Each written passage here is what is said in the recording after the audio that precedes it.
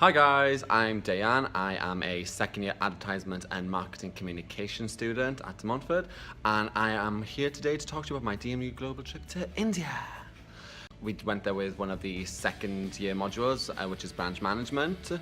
So we went to our sister college in Indore called Daly College.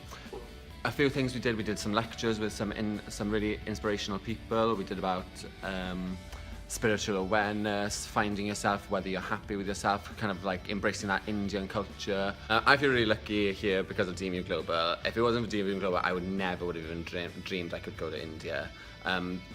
Just going and experiencing such a different culture was absolutely phenomenal.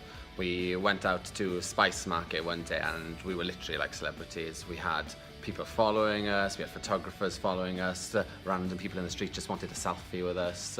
And then from that, the next morning, we were also on the front page of the newspaper, the national newspaper. If I had to sum up my trip in one sentence, it would be absolutely inspirational because I got to learn so many different things. I got to meet so many different new people. I got to experience just everything I hoped I would experience from a DMU Global trip.